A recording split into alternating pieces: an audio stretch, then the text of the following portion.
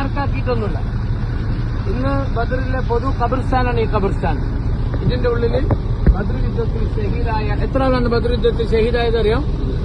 313 ആള് മരിച്ചിട്ടില്ല. എത്ര ആള് മരിച്ചത്? 14 ആള് മാത്രം മരിച്ചത്. എത്ര ആള് ബദറിൽ ഷഹീദായത്? 14 ആള് മാത്രം. ആ 14 ആളെ പേര് വലിയ മാർബിൾ ഫലകത്തിൽ അപ്പുറം സർക്കിളിൽ എഴുതി വെച്ചിട്ട് നമുക്കത് വായിക്കാൻ പറ്റും. അവരെ അടക്കം ചെയ്ത ഖബർസ്ഥാനാണ് ഈ ഖബർസ്ഥാൻ. ഇസ്ലാമിൽ ആദ്യത്തെ യുദ്ധമാണ് ബദർ. മക്കയിൽ യുദ്ധം ഉണ്ടായിട്ടില്ല. മക്കയിൽ നബിതങ്ങൾക്ക് കഷ്ടപ്പാടും പ്രയാസമുള്ള കുറെ ഉണ്ടായി. പക്ഷെ യുദ്ധം ചെയ്യാനുള്ള അനുവാദം ഉണ്ടായിട്ടില്ല. മക്ക വിട്ട് മദീന വന്ന് മദീനയിലും റസൂലിനെ സ്വസ്ഥമായി ജീവിക്കാൻ മക്കാർ സമ്മതിക്കുന്നില്ല. മദീന അറ്റാക്ക് ചെയ്യാൻ വേണ്ടിയിട്ട് അവർ വരികയാണ്. ആ വിവരമറിഞ്ഞ അള്ളാഹു റസൂലിനോട് പറഞ്ഞു വഴിയിൽ വെച്ചവരെ തടയണം. അങ്ങനെയാണ് ഇവിടുന്ന് തടയുകയും അവസാനം ഒരു യുദ്ധത്തിൽ അത് അവസാനിക്കുകയും ചെയ്തത്. നബിതങ്ങളോടൊപ്പം 313 ആള് ഒരു കച്ചവട സംഘത്തെ തടുക്കാൻ വേണ്ടിയിട്ട് വന്നതാണ്. പക്ഷെ അത് യുദ്ധത്തിൽ അവസാനം എത്തിപ്പോയി. അവരുടെ കൂട്ടത്തിൽ 1000 ആള്. ഒരിക്കലും ജയിക്കാൻ സാധ്യത ഉണ്ടായിരുന്നില്ല. പക്ഷെ നമ്മുടെ റസൂല് റമദാൻ 17 അന്ന് രാത്രി ആകാശത്തേക്ക് കൈകൾ ഉയർത്തി ഒരു ദുആ നടത്തിയത് ചരിത്രത്തിൽ കാണുന്നുണ്ട്. റസൂല് ദുആ ചെയ്ത് നിസ്കരിച്ച സ്ഥലത്താണ് അപ്പുറത്ത് പള്ളിയുള്ളത്. ഇത് ഖബർസ്ഥാൻ മാത്രമാണ്. യുദ്ധം നടന്ന മൈതാനം വേറെയാണ്. ആ പ്രാർത്ഥനയ്ക്ക് ഉത്തരം കിട്ടാൻ ഒരു പ്രഭാതം വരെ മാത്രമേ കാത്തു നിൽക്കേണ്ടിയിരുന്നുള്ളൂ. ആ രാവിലെ ആകാശത്ത് നിന്ന് 5000 മലക്കുകൾ വിശ്വാസികളെ സഹായിക്കാൻ വേണ്ടി ഇറങ്ങി. ജിബ്രീൽ അലൈഹിസ്സലാം പോലും കുതിരപ്പുറത്ത് യുദ്ധം ചെയ്യുന്നത് ഞാൻ കണ്ടു എന്ന് മുഹമ്മദ് റസൂലുള്ളാഹി സ്വല്ലല്ലാഹു അലൈഹി വസല്ലം. ജിബ്രീൽ പലപ്പോഴും വന്നിട്ടുണ്ട്. പക്ഷേ ഒരു യുദ്ധത്തില് മുസ്ലിമീങ്ങളെ സഹായിക്കാമെന്നത് ബദറിൽ മാത്രമാണ്. അബൂജഹലിന്റെ തല പോയത് ബദറിലാണ്. മക്കയിൽ അറിയപ്പെട്ട 70 നേതാക്കന്മാർ മരിച്ചത് ബദറിലാണ്. അവരെ കുഴിച്ചുമൂടിയ കിണർ ആ യുദ്ധ മൈതാനത്ത് നടുവിൽ നമുക്ക് കാണാൻ കഴിയും. നിങ്ങൾ നോക്കൂ, നമുക്കിവിടെ ആദ്യത്തെ ബാധ്യത എന്ന് പറയും, നമുക്ക് ഇസ്ലാമിന് വേണ്ടി ഞാനും നിങ്ങളൊക്കെ ഇന്ന് മുസ്ലിം എന്നുള്ള അഡ്രസ്സിൽ ഇങ്ങോട്ടേക്ക് എത്താനുള്ള കാരണക്കാരറിയും ഈ 14 ആള് ജീവൻ കൊടുത്തതാണ്. അന്നെങ്ങാനും അവർ യുദ്ധം ചെയ്യാതെ പിന്മാറിപ്പോയിരുന്നെങ്കിൽ ലോകത്ത് ഇസ്ലാം ഇല്ല. ഇസ്ലാം അതോടെ അവസാനിക്കായിരുന്നു. ആ 14 ആളുകൾ നെഞ്ച് വിടർത്തി നബിതങ്ങൾക്ക് ധൈര്യം പകർന്ന് നബിയെ നിങ്ങൾ എന്ത് കൽപ്പിച്ചാലും ഞങ്ങളുണ്ട് എന്ന് പറഞ്ഞ് ഈ 313 ആൾക്കാരിൽ നിന്നും അവരുടെ കൂട്ടത്തിൽ 14 ആളുകൾ ഷഹീദായി. ഇസ്ലാമിലെ ഏറ്റവും പോരിശയുള്ള ശുഹദാക്കളാണ് ബദരീങ്ങൾ. നബി സല്ലല്ലാഹു അലൈഹി വസല്ലം പറഞ്ഞെന്തറിയോ? ലൻ യദ്ഖുലൻ നാറ അഹദുൻ ഷഹീദ ബദറ. ബദറിൽ വന്ന ഒരാളും നരകത്ത് പോവില്ല. ബദറിൽ വന്ന ഒരാളും മരിച്ചാളും ബാക്കി ജീവിച്ചാളും ഒരാളും നരകത്തിൽ പോവില്ല. അവർക്ക് സ്വർഗ്ഗം ഉറപ്പുണ്ട്. മരിച്ച 14 ആളുകളെ കുറിച്ച് ആകാശത്തു നിന്ന് ഇറങ്ങി ആയത്ത് കണ്ടിട്ട് ബാക്കിയുള്ളവർക്ക് അത്ഭുതമായിപ്പോയി. സ്വർഗത്തിലെ പാറിക്കളിക്കുന്ന കിളികളാണ് ബദരീങ്ങൾ എന്ന് അല്ലാഹു സുബ്ഹാനഹു വ തആല അവരെ കുറിച്ച് ഖുർആനിൽ ആയത്തിറക്കി. ജീവിച്ചിരിക്കുന്നവരോട് പറഞ്ഞെന്തറിയോ? നിങ്ങൾ എന്തെങ്കിലും തെറ്റ് ഇനി ചെയ്താൽ പോലും അല്ലാഹു നിങ്ങളെ ശിക്ഷിക്കൂല, നിങ്ങൾ ബദർ യുദ്ധത്തിൽ പങ്കെടുത്തതുകൊണ്ട്. ഈ കാലത്ത് ബദർ യുദ്ധത്തിൽ പങ്കെടുത്ത പലരും പല തെറ്റും ചെയ്തു.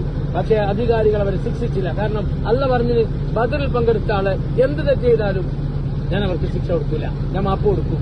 കാരണം അവർ ബദറിൽ പങ്കെടുത്തവരാണ്. അത്ര വലിയൊരു യുദ്ധമാണ് ഇസ്ലാമിലെ ബദർ. ആ ബദർ ശുഹദാക്കൾ അടക്കം ചെയ്ത ഖബർസ്ഥാനിൽ ആദ്യം നമുക്ക് അവരോടൊരു സലാം പറയാം. പറഞ്ഞോളൂ, അസ്സലാമു അലൈക്കും യാ ശുഹദാഉ ബദർ യാ ശുഹദാഉ ബദർ വഇന്നാ ഇൻഷാഅല്ലാഹ് ലാഹിഖൂൻ നസ്അലുല്ലാഹ ലനാ വലക്കും العافية يغفر الله لنا ولكم. അല്ലാഹു സ്വർഗ്ഗത്തിൽ ഇവരുടെ അയൽവാസികളായി നമുക്കും ഇരിക്കാനുള്ള തൗഫീഖ് അല്ലാഹു എത്തിക്കുമാറാകട്ടെ. ഇവര് ലോകത്ത് ബാക്കി വെച്ച ഒരു ദീൻ, ആ ദീനനുസരിച്ച് ജീവിക്കാൻ അല്ലാഹു നമ്മെ അനുഗ്രഹിക്കുമാറാകട്ടെ. പ്രതിസന്ധിയിലും പ്രയാസത്തിന്റെയും ഒക്കെ സമയത്ത് ആകാശത്തേക്ക് കൈകളുയർത്തി അല്ലാഹ് എന്ന് വിളിക്കുന്ന ബദരീങ്ങൾ കാട്ടിത്തന്ന ഈമാനിനെ അല്ലാഹു നമുക്കും പ്രദാനം ചെയ്യുമാറാകട്ടെ.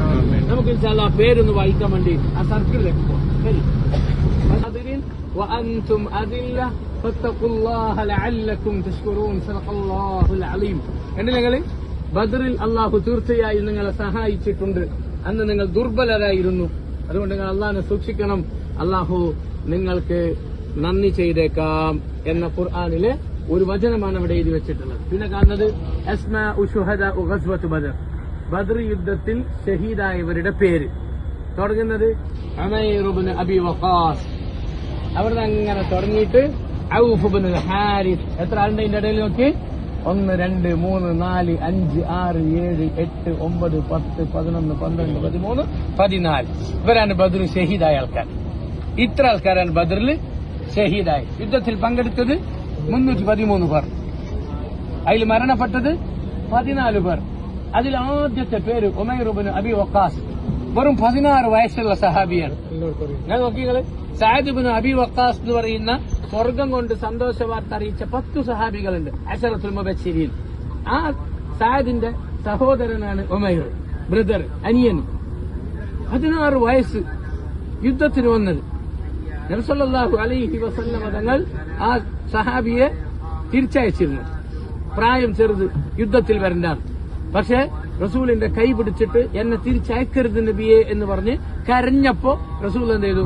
കൂടെ കൂട്ടി. ബ്രദർ പിന്നെ സഅദ് ഇബ്നു അബി വഖാസും യുദ്ധത്തിനുണ്ട്. അദ്ദേഹം പറയുന്നത് എന്റെ അനിയന് യുദ്ധത്തിന്റെ കുപ്പായ ഇടാൻ അറിയുന്നില്ല, എന്റെ അനിയന് ശരിക്കും വാള് പിടിക്കാൻ അറിയുന്നില്ല, ഞാനാണ് പഠിപ്പിച്ചു കൊടുത്തത്. എന്ത് ആവേശം എന്നറിയോ? ദീനിന് വേണ്ടി പണിയെടുക്കാൻ അവർക്ക് ഭയങ്കര ആവേശമാണ്. 16 വയസ്സുള്ള നമ്മളെ പുരയിലുള്ള കുട്ടിക്ക് ഖാലി ഇത് മാത്രമേ അറിയുള്ളൂ. ഒരു സാധനം വാങ്ങി വെച്ചാൽ നേരെ വാങ്ങിയിട്ട് വരാൻ അറിയില്ല. പക്ഷെ ഇവിടെ 16കാരൻ ബദരീങ്ങളുടെ ലിസ്റ്റിൽ 1ാമത്തെ ആള്, 16ന്റെ പ്രായത്തില് പ്രായപൂർത്തി എത്തുന്നതേ ഉള്ളൂ. സുബ്ഹാനല്ലാഹ്, അത്ഭുതമാണ്. പിന്നെ അങ്ങനെ നമ്മൾ വായിച്ചു വന്നെങ്കിൽ നിങ്ങൾക്ക് വേറൊരു സാഹിബിനെ കാണുക, സഅദ് ഇബ്നു ഖൈസമ. എന്നെങ്കിൽ സഅദ് ഇബ്നു ഖൈസമ എന്ന് പറയുന്നത് മദീനക്കാരനായ സഹാബിയാണ്. ഇതിൽ മക്കക്കാരുണ്ട്, മദീനക്കാരുണ്ട്. കാരണം 200 ചില്ലാനം ആളുകൾ മദീനക്കാരായിരുന്നു നബീന്റെ ഒക്കെ ഉണ്ടായത്. 60 ചില്ലാനം മക്കക്കാരായിരുന്നു ഈ 313. അങ്ങനെ മിക്സ് ആയിട്ടുണ്ടായത്. ഈ സഅദ് ഇബ്നു ഖൈസമ മദീനക്കാരനായ സഹാബിയാണ്. ഇസ്ലാം സ്വീകരിച്ചിട്ട് വെറും 1.5 വർഷം മാത്രം പ്രായമായി. ബദറിലേക്ക് റസൂൽ വിളിച്ചപ്പോ വാപ്പയും വന്നു, മകനും വന്നു. റസൂൽ പറഞ്ഞു ഒന്നെങ്കിൽ വാപ്പ അല്ലെങ്കിൽ മകൻ, രണ്ടാളും വിട്ടുകൊടുക്കുന്നില്ല. റസൂൽ പറഞ്ഞു നറുക്കിടണം. നറുക്കിട്ടപ്പോ നറുക്ക് വന്നത് മകനാണ്. മകനോട് വാപ്പ പറഞ്ഞു ഞാൻ പോവാൻ മോനെ, ഈ ചാൻസ് എനിക്ക് തരണം. മകൻ വിട്ടുകൊടുത്തില്ല. അങ്ങനെ ഇസ്ലാമിന് വേണ്ടി ആവേശത്തോടുകൂടി വന്ന് ബദറിന്റെ പെരുമാറിയിൽ ഷഹാദത്ത് വരിച്ച സഹാബിയാണ് സഅദ് ഇബ്നു ഖൈസമ. നിങ്ങൾ അവസാനം നിങ്ങൾക്ക് മറ്റൊരു പേര് കൂടി കാണാം, ഉമൈർ ഇബ്നുൽ ഹമാം. ബദർ യുദ്ധം നടക്കുമ്പോൾ സ്വർഗത്തിന്റെ മണം എന്റെ മൂക്കിലേക്ക് അടിക്കുന്നു എന്ന് റസൂലിനോട് പറഞ്ഞ സഹാബിയാണ്. സ്വർഗത്തിന്റെ സുഗന്ധം ജീവിച്ചിരിക്കുമ്പോൾ തന്നെ മൂക്കിലേക്ക് അടിച്ചു വീശുക. റസൂൽ പറഞ്ഞപ്പോ ആ സഹാബിയോട് പറഞ്ഞു ഖൂമു ഇലാ ജന്ന, നടക്ക് സ്വർഗത്തിലേക്ക്. പിന്നെ നേരെ പോയി പടവട്ടി മരിക്കുകയായിരുന്നു. നമ്മുടെ നേതാക്കന്മാരാണ്. ഇവരാണ് നമ്മുടെ സ്വർഗത്തിലെ നേതാക്കന്മാർ. ഇവരെയാണ് നമ്മൾ സ്വർഗത്തിൽ കാത്തിരിക്കുന്നത്. നമുക്ക് അവരോടൊപ്പം ചേരാൻ കഴിയണം. നമ്മൾ ആദ്യം വേണ്ടെന്നറിയോ, അവര് ഈ ബദറിന്റെ വിരിമാറിൽ ആകാശത്തേക്ക് പാതിരാത്രി കൈകൾ ഉയർത്തി ദുആ ഇരുന്നതുപോലെ ജീവിതത്തിലെ പ്രതിസന്ധിയിലും പ്രയാസത്തിലും അല്ലാഹ് എന്ന് വിളിക്കാനുള്ള കരുത്ത്, ഈമാനികമായ കരുത്ത് നമുക്ക് വേണം. എപ്പോഴും കൈകൾ മുകളിലേക്ക് ഉയരണം. കൈകൾ ഭൂമിക്കടിയിലേക്ക് അടക്കപ്പെട്ടവരിലേക്ക് ഉയരുന്ന അവസ്ഥ ഒരിക്കലും ഉണ്ടാകാൻ പാടില്ല. ഭൂമിക്കടിയിലുള്ളവരിലേക്കല്ല, 7 ആകാശങ്ങളുടെ മുകളിൽ അർശിൽ ഉപവിഷ്ടനായ നാഥനിലേക്ക് കൈകൾ ഉയർത്തണം. അല്ലാഹു നമ്മെ അനുഗ്രഹിക്കുമാറാവട്ടെ. അസ്സലാമു അലൈക്കും വറഹ്മത്തുള്ളാഹി വബറകാതുഹു.